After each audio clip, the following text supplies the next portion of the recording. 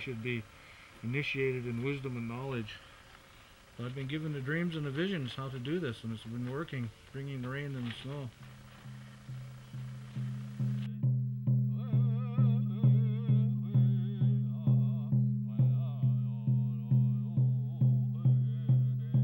It's a great sunset this evening. The purple over there and the pinks and all that's talking about leadership and love and peace. The golden light is the light that's coming on the earth, they say, to hold down the bad sound, and that's so the earth can heal. That's what that golden glow is. See all the pink right now, the energy is here to help us, and the spirits are here. It's everywhere. So this is the sacredness of the earth, how sound and light and vibration and the colors of the Rainbow Warriors are returning. Once we do these ceremonies, the rainbows will return. These sounds cause bad harmony to the earth. Takes things out of vibration and harmony. Puts that sound into the earth, and that's what vibrates here. That's what doesn't let the water come in. Ask to come in here. We pick anything up, make sure that it doesn't belong to another spirit. Ask their relations if we could use them for a purpose. Everything holds consciousness. We have respect for everything, then we have a great balance. And today we're going to balance and clear and cleanse nature. So what you're doing now, put the water on, is with love, your femininity, and energizing it with your peaceful relationship as being a woman, because you carry more love than we do here as men. Because you're so kind-hearted and loving and caring with everything you do, soft and gentle. So that's what Mother Earth wants back, is the gentleness of the love and the caring relationships for all things, and you have that. So when you touch that water, that's what that water becomes. She's a woman, so she has more tender, caring thoughts, and she has clarity and love and peace. So the men are overrunning and over-powerful and hurting others at certain times, like myself, talking bad, ordering people, telling them what to do, how to do this, how to do that. The messages of the Great Spirit, Mother says, now's the time to suggest how to do something and not run over one another and persecute them and hurt their feelings.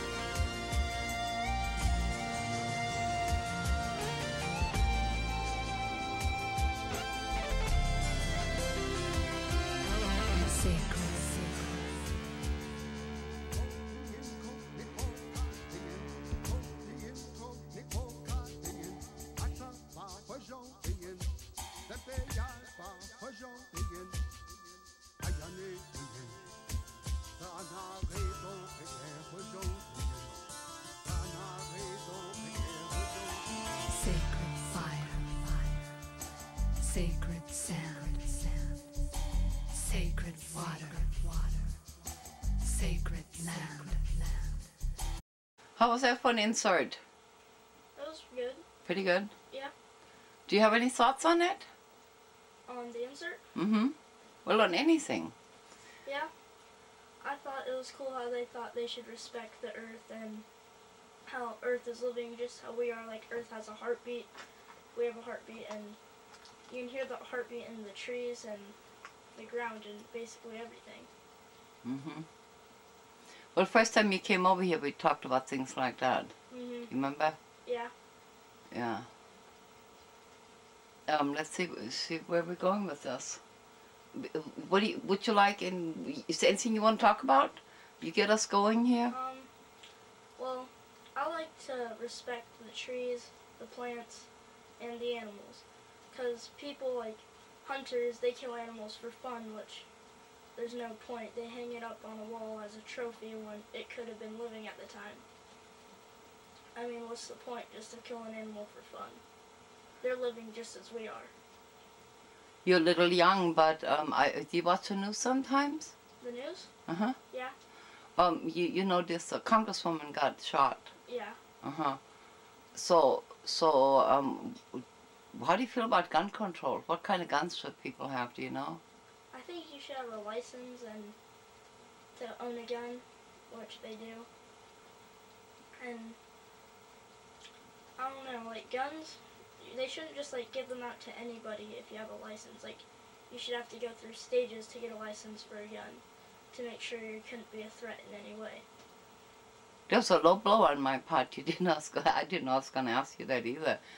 So if you was to go hunting, are you a vegetarian? No, I'm not a vegetarian. Uh-huh. But if you go hunting, how many bullets do you think you need? Would you go hunting? I don't think I would go hunting. You wouldn't go hunting, yeah. Yeah. You know, it's like when we eat, you know. You go to these places and people throw all that food away.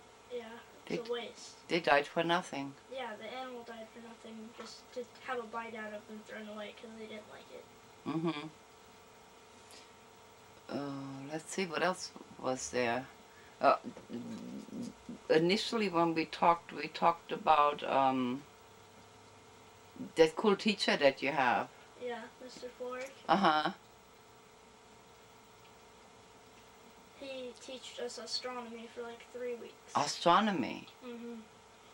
About space, black holes, and meteors, and meteorites.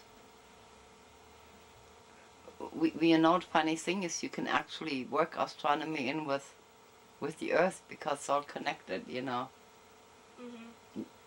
Did you hear about that? Well, the Earth moved a little bit, so it threw up the, oh, what's the word? The compasses don't work right anymore, so they had to adjust the Tampa, yeah, the airport in Tampa, Florida, because the Earth isn't quite where it was, yeah. That's cool. They said, like, in astronomy, when we were learning about it, that if, like, the Earth was tilted 2 more inches, that we'd have, like, another ice age and extremely long summers that were extremely hot, just from the off-balance of the tilt of the axis. So what do you say to the people that say global warming is all in your head? It's not all in your head. It's real. Yeah. It's really interesting to get your perspective because you're so young, you know. Yeah. Yeah. You take a lot of older people. We see you young guys and girls, and we never think about your line of thinking and how we need to consider that, you know. Yeah. Yeah. So if you had a chance to go to a ceremony, would it be something you like to do? Like a native ceremony? Like a rain dance or a sun dance? Well, you know what a Sundance is, right? Yeah. Yeah. Well, as non-natives, we can't go to Sundances. Yeah. But kind of like what Blue Thunder did. Yeah. Well, you know, there is a site like that, maybe 8 miles from where we live. So if he ever shows up, maybe we'll take you up there and that'd be cool. We do something like that. Yeah. And let's see what else. We were talking about spirit animals when I visited, and like how you match an animal to your personality. And yours was a crocodile, and mine was a tiger. Because I like to take cat naps, and I like to sneak around sometimes. Yeah. And I'm good at sneaking around. Yeah, we were just talking about how cats know where their bed is. Yeah. Catnip. You kind of have to give them a signal to let them know. Like. Yeah, so how do you know where your bed is? Catnip, huh? Yeah. And you have lots of brothers and sisters. Yeah. Yeah. Juan and Jonathan and Andrew. And Joshua. And Joshua and Lily. And Lily. And Lily likes fairies. Yeah. And Andrew, hey, next week we're gonna show. Actually, we could do that now. We'll just show. Andrew was here and he did a wonderful Picasso painting. We'll put that on the end here. Yeah, he showed me that. He told me he did it in school. Yeah, we just we got like a minute. I think I have enough time to put him on here. So why don't we do that? We put Andrew and his painting on here, Okay. And then all we have to do is say, see you next week. So, see you next week. So thank you for helping, and I'm your brother Andrew in Picasso. Yeah. Okay, thank you. Flipcam studio control room, and you started taking editing classes, right? Yes. Yeah, I don't know how to do editing classes. You're smarter than me, yeah. So by the end of the year, you'll be done. Yes. You know all of that, yeah. So, anything else you want to tell people?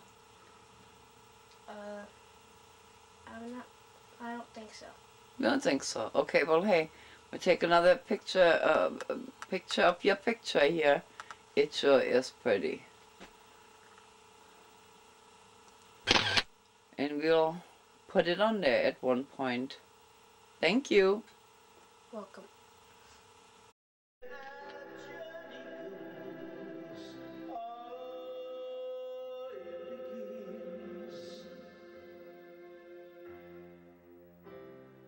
It's part of why our planet will extend. And if we do our part and use our heart, we'll fulfill our mission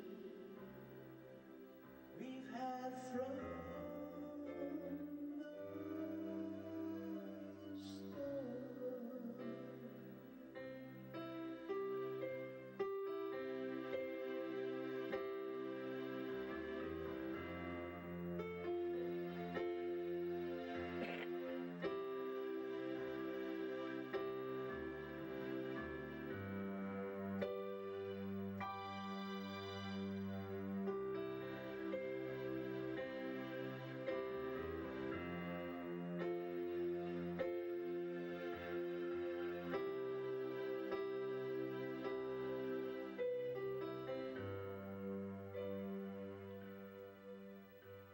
Lillian, Miss Lillian, we'd like to thank you for all the fun while you took us